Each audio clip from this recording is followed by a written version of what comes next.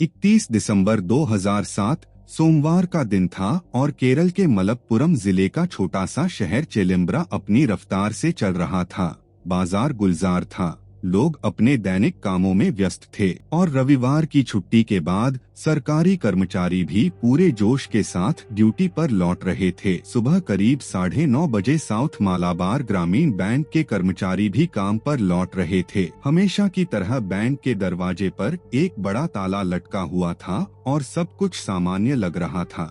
लेकिन जैसे ही बैंक अधिकारी के राधाकृष्णन ताला खोलकर बैंक के अंदर कदम रखते हैं, माहौल अचानक बदल जाता है। उनकी नजर बंद स्ट्रांग रूम पर बिखरी धूल पर पड़ती है और उन्हें कुछ गड़बड़ लगती है।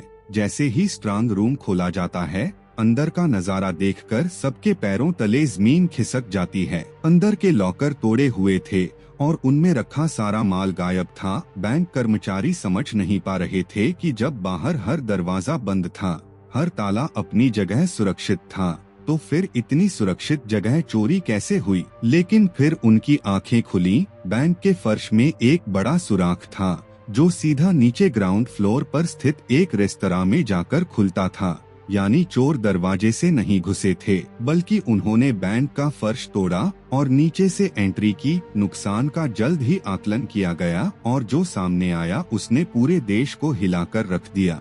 चोरों ने बैंक से 80 किलो सोना और 25 लाख रुपए कैश लूट लिए थे। उस समय उस सोने की कीमत करीब 8 करोड़ रुपए थी, जिसकी आज की कीमत 110 करोड़ रुपए से भी अधिक है।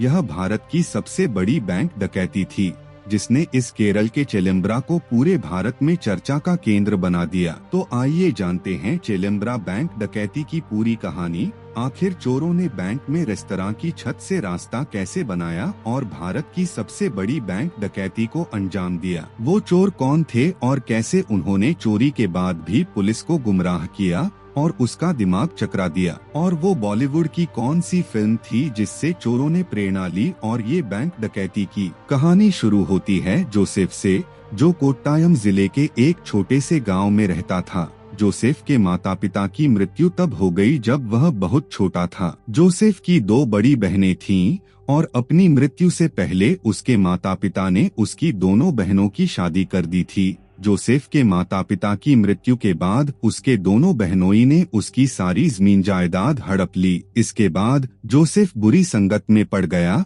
और कम उम्र में ही चोरी करना शुरू कर दिया। जब वह सिर्फ 18 साल का था तो एक बार चोरी करते हुए पकड़ा गया और उसे 1 साल जेल में बिताना पड़ा। जेल से बाहर निकलने के बाद भी उसने सुधार नहीं किया और चोरी करता रहा। जल्द ही उस पर चोरी के 1 दर्जन से अधिक मामले दर्ज हो गए और उसे कई बार जेल जाना पड़ा। इस दौरान उसने 2 बार जेल प्राधिकरण को धोखा देकर जेल से फरार होने में सफलता भी पाई। लेकिन 1996 में वह फिर से पकड़ा गया और इस बार उसे विजूर सेंट्रल जेल में बंद किया गया, जिसे सुरक्षित माना जाता था। इस जेल में उसकी मुलाकात शिबू और साइनू से हुई, जो चोरी के दूसरे मामले में इस जेल में बंद थे। जल्द ही तीनों सबसे अच्छे दोस्त बन गए। तीनों में जोसेफ ज्यादा लोकप्रिय था और शिबू और साइनू की अपनी चोरियों और पुलिस को चकमा देने की कहानियां सुनकर जोसेफ ने एक बार उनसे कहा कि उसके जीवन का सपना यह है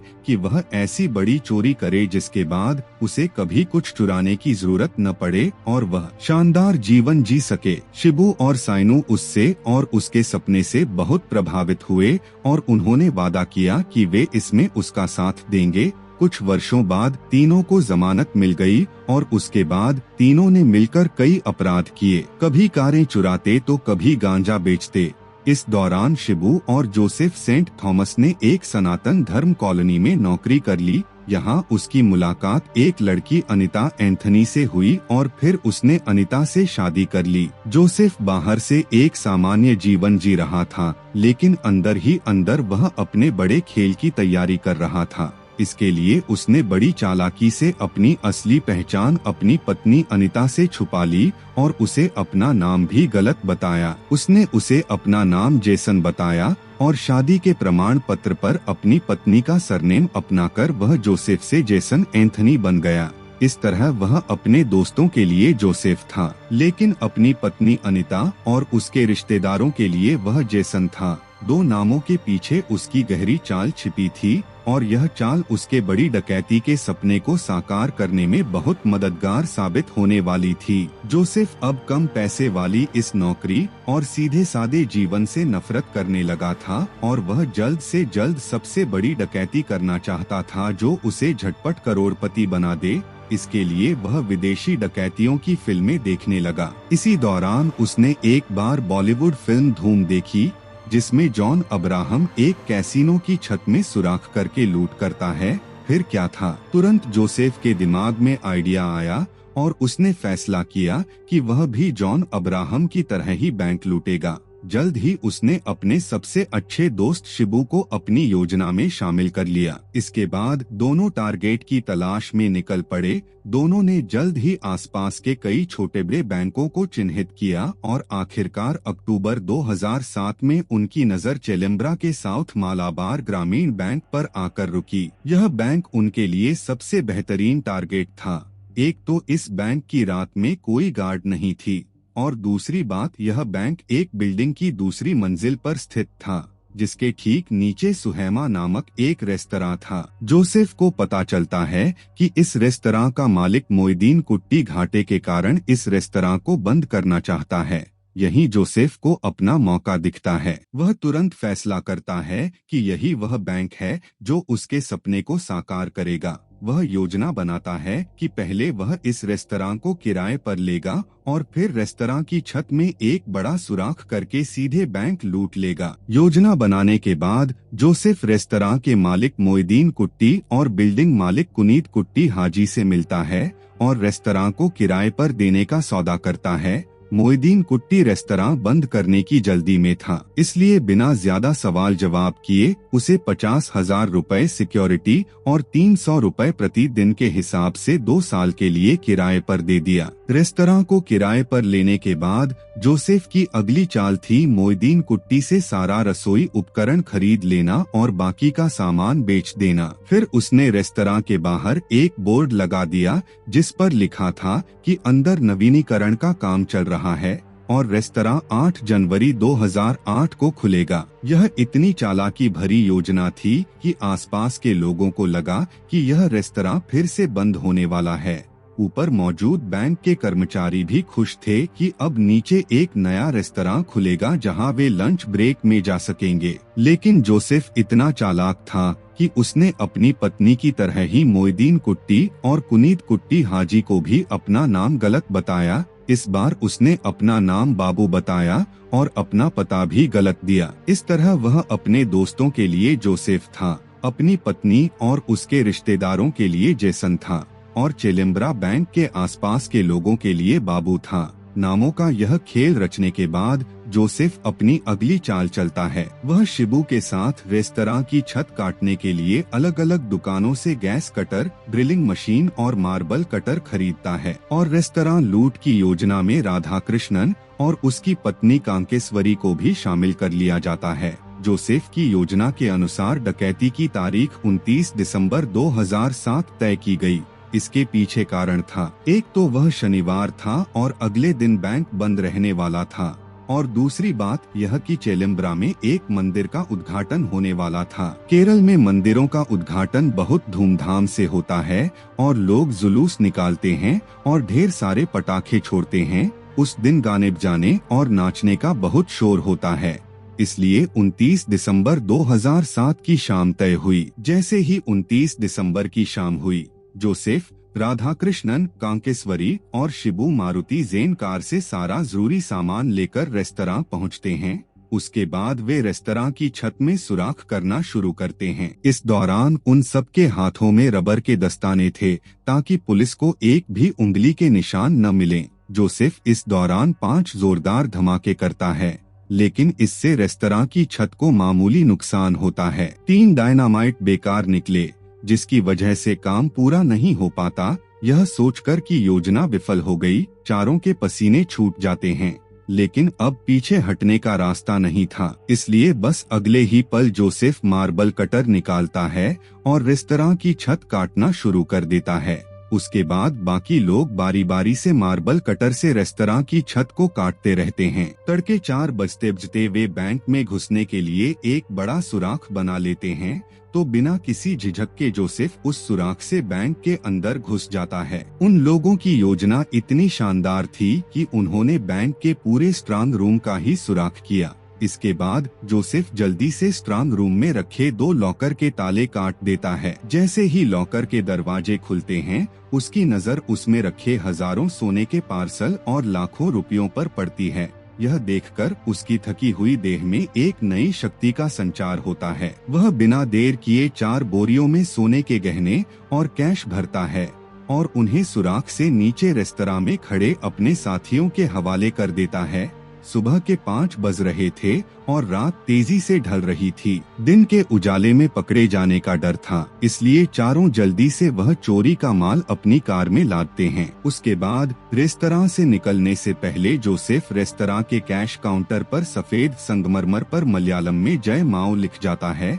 यह उसकी पुलिस को गुमराह करने की तरकीब थी, ताकि पुलिस को लगे कि यह डकैती नक्सलियों ने की है। चूँकि यह बैंक आसपास के 10 गांवों का इकलौता बैंक था और इन्हीं गांवों के लोगों का पैसा और सोना इस बैंक में जमा था, इसलिए जैसे ही आसपास के लोगों को चोरी का पता चलता है, वे बैंक के सामने जमा हो जाते हैं और हंगामा शुरू कर देते हैं। जल्द ही यह खबर मीडिया में आती है और इस बैंक डकैती की कहानी हर न्यूज चैनल पर फ्लैश होने लगती है। यह डकैती देश की सबसे बड़ी बैंक डकैती थी और उससे पहले किसी बैंक में इतनी बड़ी चोरी नहीं हुई थी। यही वजह थी कि पुलिस पर जबरदस्त दबाव था। जल्द ही एसपी विजयन और डीएसपी के इब्राहिम के नेतृत्व में सर्किल इंस्पेक्टर विक्रमन और एमपी मोहन चंद्रन, एसआई अनवर हुसैन और दर्जनों कांस्टेबलों की एक स्पेशल इन्वेस्टिगेशन टीम बनाई जाती है। चूँकि बैंक के फर्श से रेस्तरां तक एक बड़ा सुराख साफ नजर आ रहा था, इसलिए पुलिस उस रेस्तरां की अच्छे से जांच करती है। पुलिस को रेस्तरां के बाहर एक बोर्ड दिखता है जिस पर लिखा था कि रेस्तरां 8 जनवरी 2008 तक बंद रहेगा। ऐसा लग रहा था मानो वह बोर्ड पुलिस की हालत पर तंज कस रहा हो। इसके बाद जब पुलिस अंदर जाती है तो उन्हें रेस्तरां के कैश काउंटर पर मलयालम में जय माओ लिखा दिखता है, जिसे देखकर वे मान लेते हैं कि यह डकैती नक्सलियों ने की होगी। क्योंकि भारत के नक्सली चीनी तानाशाह माओ जेडोंग से प्रेरित थे, इसलिए उन्हें माओवादी भी कहा जाता है। वहां से कुछ रुई के फाहे, 2-3 रस्सियां और 3 कम दर्जे की डायनामाइट छड़ें भी मिलती हैं। लेकिन चोरों की चालाकी के कारण पुलिस को वहां से एक भी फिंगरप्रिंट नहीं मिलता, जिससे पुलिस को यह एहसास हो जाता है कि इस केस को सुलझाना आसान नहीं होगा। इसके बाद पूछताछ का दौर शुरू होता है। सबसे पहले पुलिस सभी बैंक कर्मचारियों से पूछताछ करती है, लेकिन पुलिस को उनसे कुछ नहीं मिलता। इसके बाद पुलिस बिल्डिंग मालिक कुनीद कुट्टी हाजी और पुराने मालिक मोइदीन कुट्टी से पूछताछ करती है। उन्हें पता चलता है कि कुछ दिनों पहले बाबू नामक एक व्यक्ति ने यह रेस्तरां 50,000 रुपए सिक्योरिटी और 300 रुपए प्रति दिन के हिसाब से किराए पर लिया था। कुनीद कुट्टी हाजी के पास बाबू द्वारा दिए गए एडवांस पैसे थे, लेकिन जब पुलिस बाबू का मोबाइल नंबर पूछती है तो उनके पास उसका नंबर भी नहीं था। हालांकि वे पुलिस को बाबू की शक्ल सूरत के बारे में जरूर बताते हैं। बाबू हमेशा एक काली टोपी पहनता था और उसका निचला होंठ पाकिस्तानी गेंदबाज सोहेल तनवीर की तरह था। पुलिस को उसकी सिल्वर रंग की मारुति ज़ेन कार के बारे में भी पता चलता है, लेकिन जब गाड़ी का नंबर चेक किया जाता है तो वह फर्जी निकलता है। इसी बीच कुनीद कुट्टी हाजी पुलिस को एक ऐसे शख्स के बारे में बताते हैं जो इस मामले की सबसे अहम कड़ी बनने वाला था। दरअसल बाबू यानी जोसेफ रेस्तरां में एक शवारमा ग्रिल लगवाना चाहता था और इसके लिए कुनीद कुट्टी हाजी ने अपने दोस्त के बेटे शाहबाज से बात की थी, जिसने अपने ड्राइवर उस्मान को इस डील की जिम्मेदारी सौंपी थी। पुलिस इस मामले में उस्मान से काफी देर तक पूछताछ करती है और पुलिस को उस्मान से एक मजबूत सुराग मिलता है। उस्मान पुलिस को बाबू का मोबाइल नंबर देता है और यह भी बताता है कि बाबू एक और फोन भी इस्तेमाल करता था। उसने एक बार उसके सामने अपनी पत्नी से बात की थी। इस तरह पुलिस को इस केस में पहली बड़ी सफलता मिलती है और आगे की जांच का रास्ता मिल जाता है। अब पुलिस के पास बाबू की शक्ल, उसका मोबाइल नंबर और उसके द्वारा दिए गए नोटों की सीरियल नंबर थी। ये 3 मजबूत सुराग थे। इन तीनों के सहारे पुलिस को पूरा भरोसा था कि वह जल्द ही इस डकैती के पीछे के लोगों तक पहुंच जाएगी, लेकिन उन्हें अंदाजा भी नहीं था कि यह केस उनकी नींदें उड़ा देगा। इस दौरान हर न्यूज चैनल और अखबार में यह खबर छपती है कि चेलेम्ब्रा बैंक डकैती नक्सलियों ने की है और पुलिस नक्सलियों का पीछा कर रही है। जोसेफ और उसके दोस्त इन खबरों को एक सुरक्षित जगह छुपकर बड़े मजे से देख रहे थे। जोसेफ अपनी इस चाल पर बहुत गर्व महसूस कर रहा था और पुलिस की इस गलतफहमी पर वह खूब हंसता था। वह खुद को दुनिया का सबसे चालाक इंसान समझ रहा था और सोच रहा था कि पुलिस उस तक कभी नहीं पहुंच पाएगी। इसी भ्रम में उसने और शिबू ने मिलकर चुराया हुआ सोना बेच डाला और चोरी में इस्तेमाल किए गए औजारों को नष्ट कर दिया। उन लोगों ने पहले सारे औजार कौरपुझा नदी में फेंक दिए, फिर कुछ सोना अपने दोस्त साइनू को बेच दिया, जिससे उनकी मुलाकात विजूर सेंट्रल जेल में हुई थी। उसी की मदद से उन्होंने बेंगलोर में एक फ्लैट, एक टोयोटा इनोवा कार और 30 लाख रुपए की कुछ और संपत्ति खरीदी। यहाँ पुलिस इन चोरों को पकड़ने के लिए दिन रात काम कर रही थी। चश्मदीदों से मिली जानकारी के आधार पर बाबू का स्केच तैयार किया गया और आसपास के थानों, अखबारों और न्यूज चैनलों को भेजा गया ताकि कहीं से चोरों के बारे में जानकारी मिल सके। इस दौरान पुलिस को नोटों की सीरियल नंबर से कोई खास मदद नहीं मिलती, लेकिन मोबाइल नंबर पुलिस के लिए अहम साबित होता है। पुलिस को पता चलता है कि जो नंबर बाबू ने उस्मान को दिया था वह फर्जी था। वह एक दूसरे नंबर का रिलायंस CDMA फोन था जिसमें किसी सिम की जरूरत नहीं थी। पुलिस को पहले ही उस्मान से पता चल चुका था कि बाबू दूसरे नंबर का इस्तेमाल कर रहा था, इसलिए पुलिस उसके पहले नंबर के आधार पर उन इलाकों के मोबाइल टावर के डंप डेटा का इस्तेमाल करके उसका दूसरा मोबाइल नंबर ढूंढने की कोशिश करती है। दरअसल हर मोबाइल सिम का सिग्नल लगातार पास के किसी मोबाइल टावर से जुड़ा होता है और ये टावर अपने दायरे में आने वाले सभी नंबरों का रिकॉर्ड रखते हैं। इस डेटा का विश्लेषण करके पुलिस यह समझने की कोशिश कर रही थी कि बाबू का दूसरा नंबर कौन सा है और वह कहाँ एक्टिव रहा है, लेकिन यह बिल्कुल भी आसान नहीं था, क्योंकि इसके लिए पुलिस को लाखों नंबरों पर कॉल करनी पड़ती। एक तरफ पुलिस की एक टीम बाबू के दूसरे नंबर की तलाश कर रही थी, तो दूसरी तरफ पुलिस की दूसरी टीम लोगों से मिली जानकारी के आधार पर जगह-जगह छानबीन करके बाबू को ढूंढ रही थी। इसी बीच पुलिस को खबर मिलती है कि कुछ चोर हैदराबाद के डेक्कन रेजिडेंसी में छिपे हैं, लेकिन जब पुलिस वहां तलाश करती है तो उन्हें कोई नहीं मिलता। लेकिन वहां से पुलिस को करीब 1 किलो सोना मिलता है, साथ ही एक अखबार मिलता है जिस पर रेस्तरां सुहेमा की तरह ही जय माओ लिखा हुआ था। पुलिस को अब यकीन हो जाता है कि इस चोरी के पीछे नक्सली ही हैं। लेकिन इसी जांच के दौरान SP विजन की हैदराबाद पुलिस के एक अधिकारी से मुलाकात होती है जो पहले कई नक्सली ऑपरेशनों का हिस्सा रह चुके थे। वह कहते हैं कि नक्सली ऐसे नारे कभी नहीं छोड़ते। उन्हें पूरा यकीन था कि यह बैंक चोरों की चाल थी जो पुलिस को गुमराह करना चाहते थे।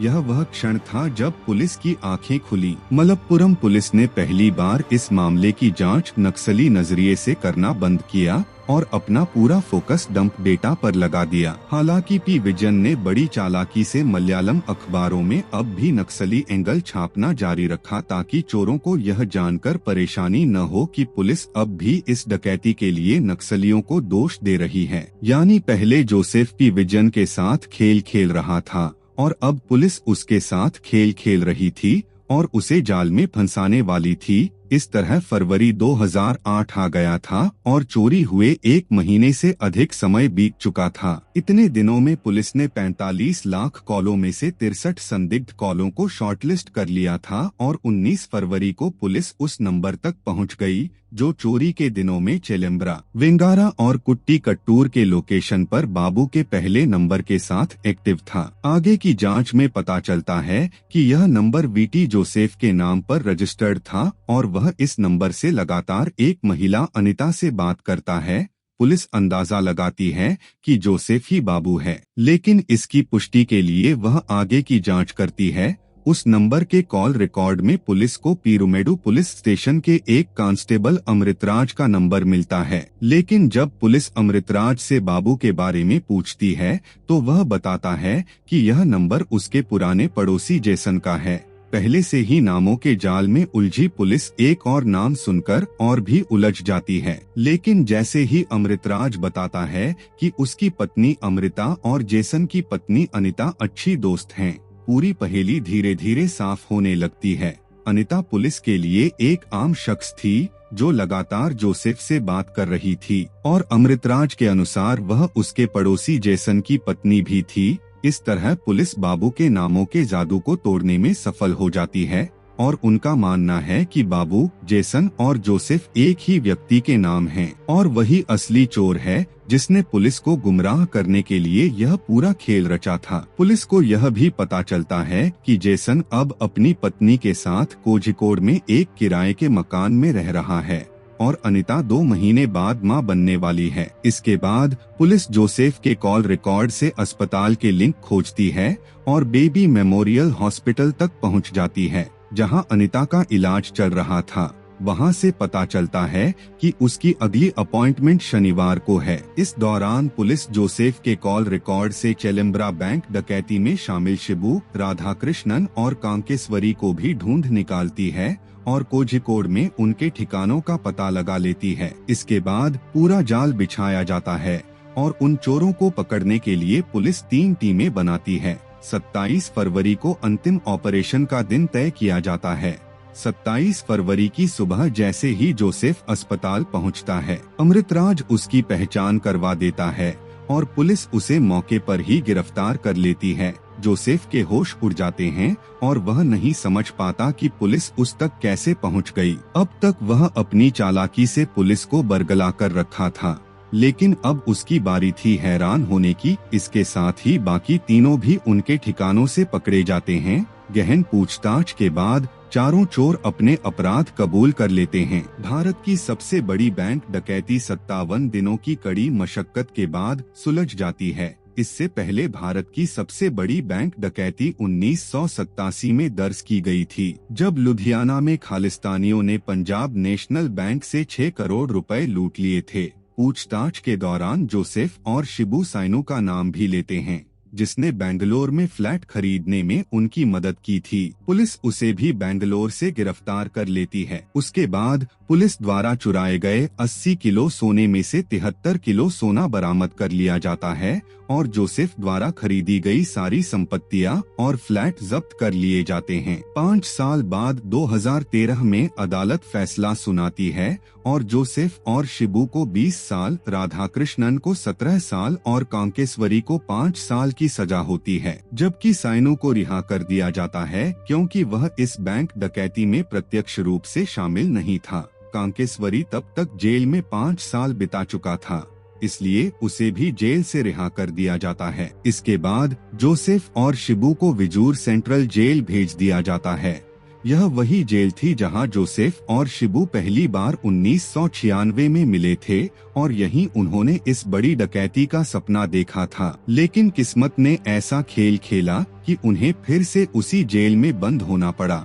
लेकिन कहानी यहीं खत्म नहीं होती। कुछ ही वर्षों में तीनों जमानत पर बाहर आ जाते हैं, लेकिन कहते हैं न चोर गए चोरी पर, बटन नहीं गए रोबरी पर। जेल से बाहर निकलने के 3 साल बाद 2017 में जोसेफ एक ज्वेलरी शॉप लूटने के अपराध में पकड़ा जाता है और एक बार फिर जेल में डाल दिया जाता है। यह है हमारी भारतीय न्यायपालिका कि कुछ लोग सबसे बड़ा अपराध करने के बाद भी जमानत पाकर खुली हवा में सांस लेते हैं और फिर से समाज को नुकसान पहुंचाते हैं।